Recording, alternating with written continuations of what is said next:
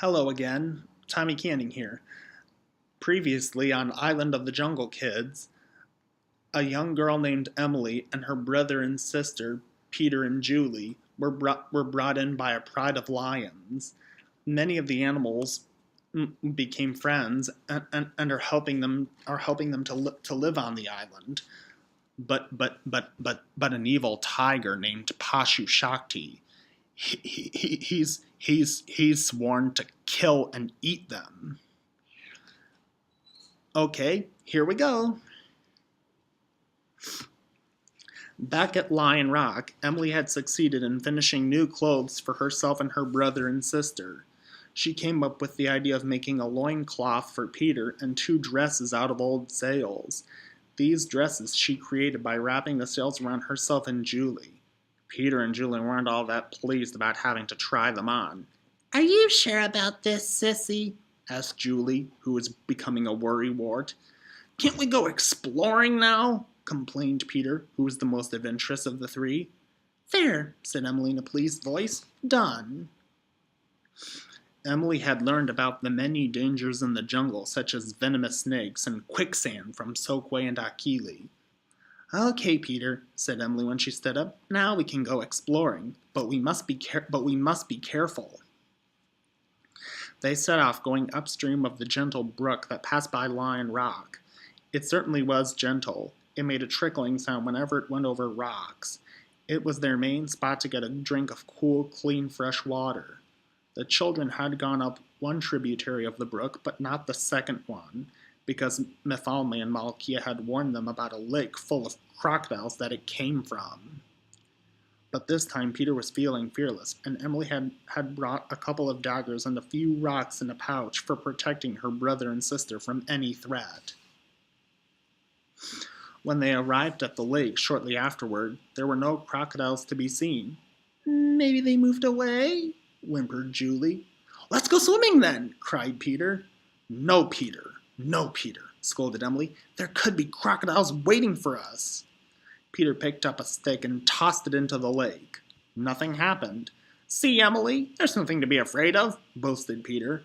Suddenly, a crocodile leaped up and snapped the stick in two. Peter and Julie screamed when they heard it roar and splash back in the water. "Now do you believe me?" shouted Emily in fear. The crocodile turned around and noticed them. "Breakfast," he said to himself.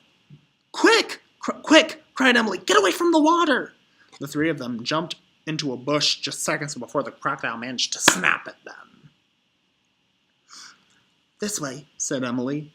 They started down another jungle path that they didn't know led straight to Pashu Shakti's territory. The path was lined with lovely ferns and tall jungle trees. There were even beautiful purple and pink flowers. A butterfly fluttered onto one of the larger ones. Hi, said Julie. Suddenly, scores of butterflies danced out of the flowers and grass around them. "Wow!" exclaimed Peter. "You three should go back," warned one butterfly who landed on Emily's shoulder. "Why?" asked Emily.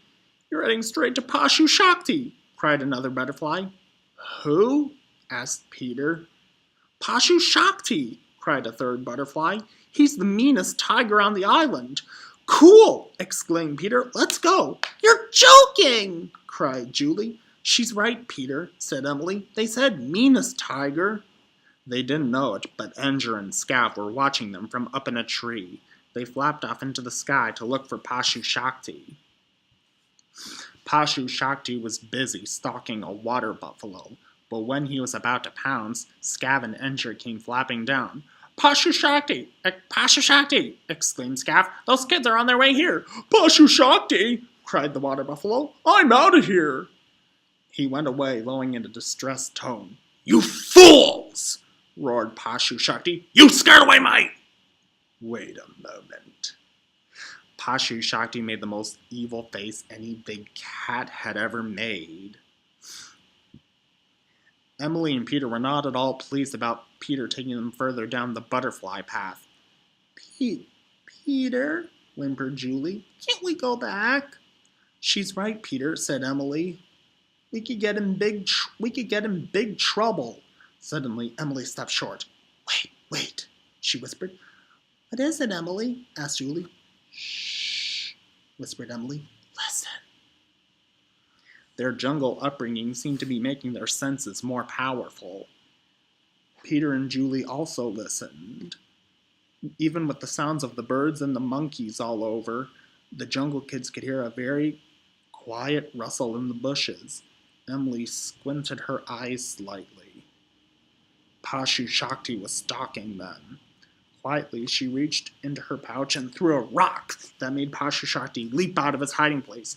Peter and Julie screamed when he landed just a couple of inches in front of them. Hello, jungle kids, he growled. I take it you know who I am. Pashu Shakti, whimpered Julie. Yes, he said with an evil chuckle. What do you want with us? Demanded Emily. Lunch, he said. We don't have any food, said Peter. It's you who's the food, snickered the tiger.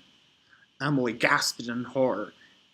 Emily, Peter, and Julie turned to run, but Pashu Shakti made another giant leap and landed right in front of them. The jungle kids were backed into a corner. They were trapped. Pashu Shakti was about to pounce on them when Mephalme and Malkia appeared and slashed him out of the way with their claws. Mephalme, growled Pashu Shakti. Malkia! Back off, Stripes, growled Mephalme. Why would you take them in? Asked Pashu Shakti. They're not big cats. We're adopted? Asked Peter. What did you think? Demanded the tiger. Don't listen to him, urged Malkia. I challenge you for the throne, demanded Pashu Shakti. When I become king, all animals shall keep to their own kind. Wow, that's really good, Tommy Canning. Bravo. I like the way you do Pashu Shakti. Thank you. I really do. So right now, the kids finally found out that they were adopted, right? They were in that scuffle. Yeah. And Mafame and Malkia, husband and wife from the Lion Pride, are trying to protect their adopted... Their foster children. Their foster children, yeah. Can't wait to see what happens next. Thank you. To be continued.